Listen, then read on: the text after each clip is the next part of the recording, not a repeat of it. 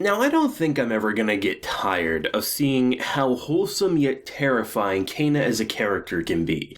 We've already established that she is without doubt best mom of the season. She is someone who can scare the shit out of the kids, but also feels like a very wholesome family dynamic. And to get introduced to the grandchildren, to see not only is she now the most frightening yet, I think, important grandmother of the season. I'm not gonna say best just yet in the way of like best wholesome, because from what we just saw in this episode, I think both granddaughter and grandson were more shitting their pants than not. But it was so great to see the cast explore more and more, because this really is her new world. And she's really making the best of it, and the fact that she's just trying her hardest to not put herself out there so that people start questioning what type of power she has, who she really is. But, I mean, when you see someone so close to you who is putting up a fight against rock golems, right? And they're not being able to destroy them even with a fire blast from Satan's hell pit, at that point, Grandma needs to get involved, and similar to the Ice Bandit situation,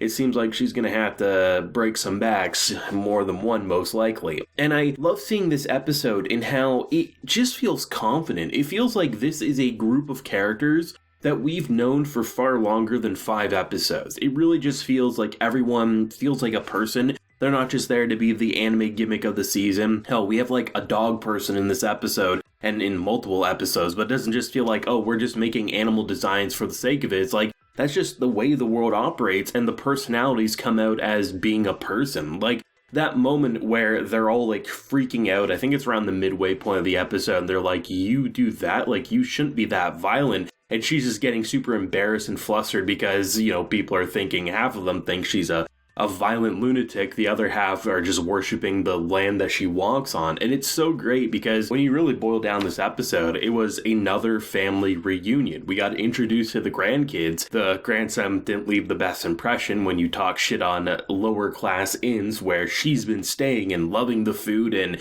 basically because, I mean, really, you go from being hooked up to a hospital bed, not being able to taste the wonders of cuisine, to then waking up into this being your new world and being able to taste these wonderful flavors, and then the grandson you didn't know you had is just from minute one not leaving the right impression, and then has the nerve to talk shit on the food that you love. Absolutely, get the hell out of here, we're getting the belt. And I love the idea that they can telepathically communicate with each other, so that when the granddaughter tries to like improve relations, it's just great to see how the initial grandson to granddaughter interaction are completely night and day. Grandson, horrible interaction, never want to see you again. Granddaughter, oh, she's kind of nice. And just seeing the escalation to then even, because she's not even just a grandmother, she's also a great grandmother, as the grandson has a son of his own. And just the fact that, you know, he was just so relieved that his father wasn't going to get killed by Grandma Dearest over here.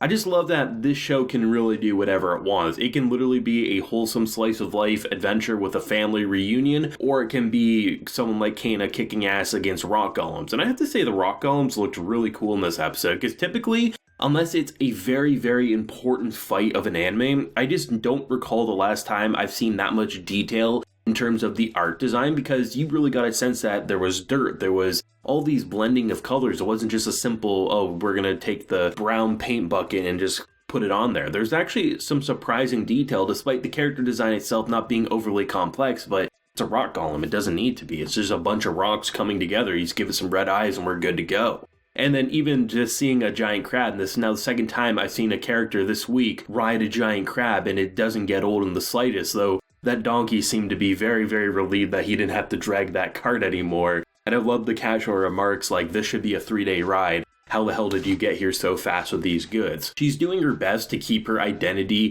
and kind of like skill set a secret, but there's gonna come too many points where people are gonna realize how terrifying she can become. We had the Ice Bandit situation where she literally killed a bunch of bandits by turning them into popsicles, which in return actually did become a pretty funny joke in this episode when one of the guards is like, you actually do have that type of temper, when Cayna was trying to brush it off like she doesn't have a temper. My girl, you have a temper, and I love it. You can be tsundere, and you can be goddamn yandere if you want to be. We've seen many sides of the Cayna personality, and they're all pretty fantastic. But I love seeing just like what this world has to offer and how there's so much to it. And it's not just like, oh, because we're following Cayna, everything revolves around Cayna, right? No, this world has its identity. As much as she might get, a little upset with Scargo in terms of how he interacts with her, he's made a name for himself and is very well established in this kingdom, and seeing the grandchildren and things like that. And just how everyone has their own lives, and now that she's just trying to, like, you know, go to the Guardian Towers and get those so she can control them, because no one's going to be taking care of them after all these years. As you also have some pretty interesting, like, side remarks where you have these two characters when she's looking at the quest board there, trying to figure out where the castle is, right? And the fact that you had this one character who, I was really confused at first. I was like, wow, this very much looks like a female character, but like the voice actor is like, it's not just like, oh, a male's voicing a female or a female's voicing a male. You have that all the time in so many different animated productions, from The Simpsons to anime, right? That happens, but it was like a strictly male voice,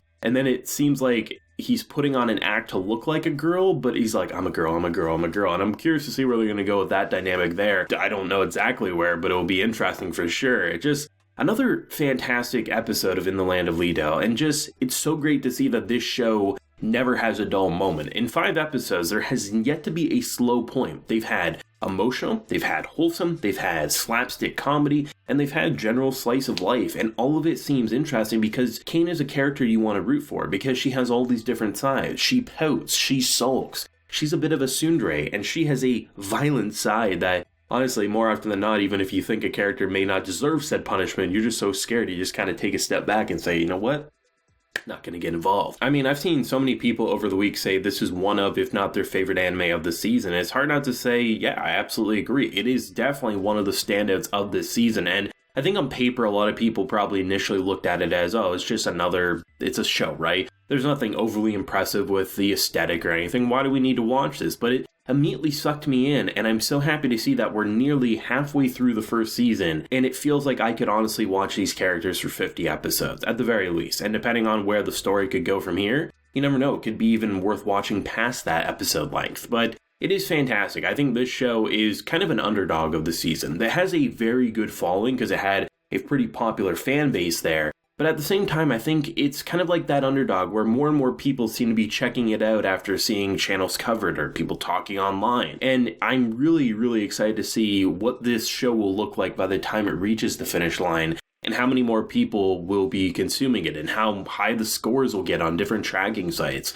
Just great show across the board, and I'm so happy to continue to see the kind of like video game mechanics remain relevant, like her being able to pull out a giant crab to ride on. She's played this game for so long, and now that it is her world and her new reality, the fact that she has such an established arsenal remains to be refreshing, because we don't have to go on a quest to get a giant crab. We can just use it for the most mundane of tasks, and it's pretty damn fantastic. The thoughts and feelings on this week's episode, the reveal of her grandchildren, which was just as memorable as the reveal of her children. The family reunions are just getting started, it feels like, and I find it fantastic. But thoughts yourself, leave a like if you enjoyed, and subscribe if you're new around here. So until next time, everyone, please take care and have a good one.